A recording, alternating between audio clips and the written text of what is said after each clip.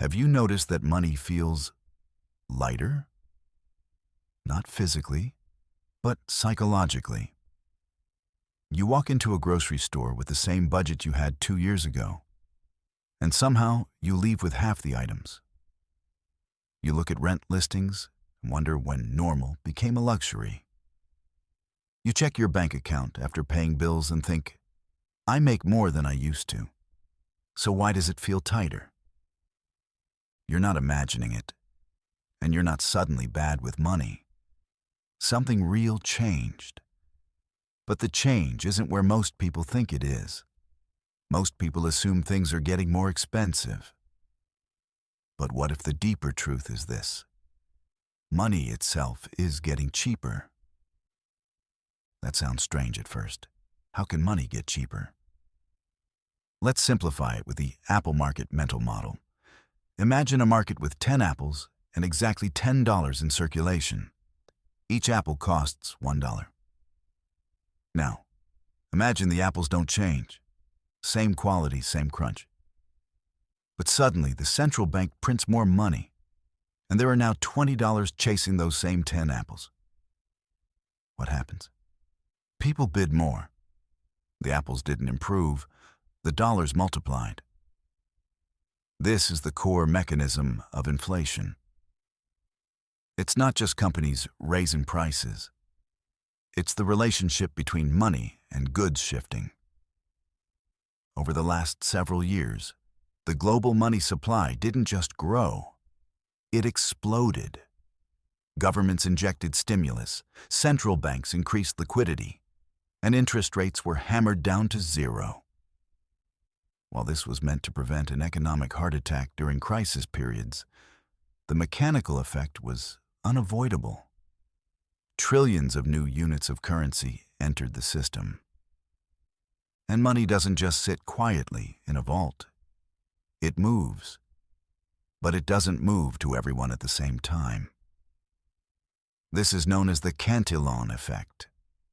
The people closest to the source of the new money, banks, big corporations, and heavy investors, get to spend it while it still has its full purchasing power. By the time that money trickles down to your paycheck, prices have already adjusted upward to account for the new supply. You are receiving diluted currency. The first place this new money flows is into financial assets. This is why you saw record-breaking stock markets and surging housing prices, even when the real economy felt like it was struggling. That wasn't random growth. That was a wall of liquidity looking for a home. Eventually, that money spreads beyond Wall Street and reaches Main Street. It reaches groceries, rent, insurance, and travel. But here is the structural trap. Wages are sticky. Your paycheck doesn't automatically adjust at the same speed as the price of eggs or gas. Economists call this the money illusion. If your boss gives you a 4% raise, you feel like you're winning. You feel successful. But if the cost of your life, rent, food, energy, has gone up by 8%, that 4% raise is actually a 4% pay cut in disguise. You're running faster, but the ground beneath you is moving backward. This creates a wealth gap that isn't about how hard you work. It's about how you are paid. If you rely mainly on a fixed salary, you are the last in line to receive the new money, but the first to pay the higher prices. Meanwhile, those who own assets, property, businesses, or stocks, see their net worth rise alongside inflation. Their assets are priced in dollars. When dollars become worth less, the price of the asset goes up to compensate. Now, add the supply stack to the mix. Over the past few years, global supply chains were fractured. Factories slowed, shipping costs tripled, and energy prices fluctuated. When you have fewer goods, supply disruption, combined with more dollars, monetary expansion, you get a price explosion. It's a double-ended squeeze. But there's a third, more psychological layer. Inflationary expectations. When people expect prices to rise, they change their behavior. Businesses raise prices preemptively to cover future costs. Consumers buy things today because they fear they'll be more expensive tomorrow. This creates a self-reinforcing loop. Inflation becomes partly emotional, and once that genie is out of the bottle, it is very hard to put back in. This isn't a new phenomenon. Modern monetary systems are built on debt and growth. Credit expands the money supply by design. This leads to a slow drift, the gradual devaluation of currency over decades. It's why your grandparents could buy a home for the price of a mid-sized sedan today.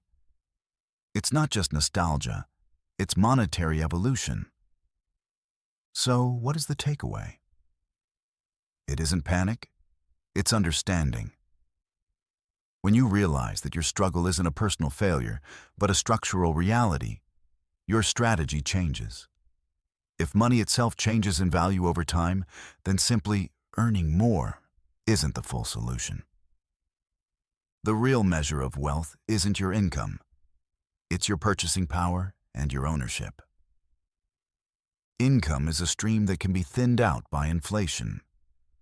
Ownership is a dam that holds value as the water level rises. When you understand how money moves, you stop reacting emotionally to every price increase at the pump or the checkout line. You stop chasing the number on your paycheck and start looking at the value of your time. You start thinking in systems. Inflation is silent, gradual, and confusing by design. But clarity is power. Once you see the treadmill, you can decide how to get off it. If you want to understand how the mechanics of money really work, not politically, but structurally, subscribe. Let's stop playing the game and start understanding the rules.